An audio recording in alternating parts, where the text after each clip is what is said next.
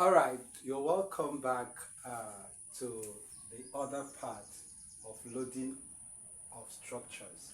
Now, loading of structures in this context has to do with the imposition or imposing gravity load on the soil, because it is the soil that receives the entire load from the structure. Now, we've talked about during the wet season when we impose load on it. Okay, now understand that during the dry season, still on the clay soil, you see that during the dry season the clay becomes stiff. Okay, it becomes stiff. All right, the clay become stiff. Now, stiff here, what I mean, it becomes very hard. Now, understand that that hardness is very deceptive when it comes to the clay soil, because at that point you see that you think that the clay is stable enough, but at that point it looks its bearing capacity is high at that state. Okay, but during the wet season you see that the hardness decreases. All right, that is where we talk about the consistency limit state of our clay soil. All right, that is where we consider the Atterberg limit state and all of that. During the laboratory analysis, we get the moisture content and all of that, okay, to assess the behavior of our clay soil. So, most importantly, I want you to understand that construction has different approach that we adopt during carrying out our construction work. Now there is what we call frame structure. Frame structure. Now, frame structure here has to do with that building that has to do with the construction of just the structural elements first. Okay, the structural elements in this context, structural elements. Structural elements are: one, your foundation. Okay, your foundation, your columns,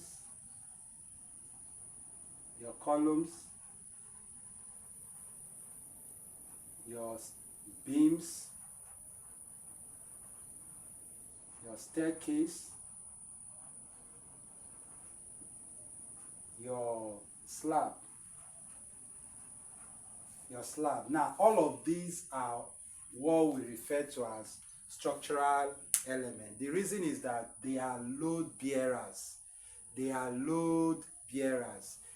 have reinforcement in them, because the reinforcement there provides, or like I said previously, the reinforcement is what gives resistance to tensile stresses. Okay, and those tensile stresses, if not controlled, can lead to cracks formation and all of that, and failure. Okay, so we try to use the required design diameter of reinforcement and also the use of the required grade of concrete to enhance the functionality and optimum performance of these various structural elements. Now, frame structure here has to do with starting the construction with these various structural elements. That is, getting your foundation first. You project your columns, okay, then you connect your columns by the use of the beams, okay, then you do your slab, you run your staircases, possibly to the number of floors. You can go for 4, 5, 6 floors before you eventually have your roof structure on it. Now, when you do that, before you start doing your walling units, that is doing your block works, okay, when you erect all of this, is what we refer to as frame structure. Now, when you adopt this, basically you are doing a systematic loading of the structure. Okay, you're doing a systematic loading of the soil.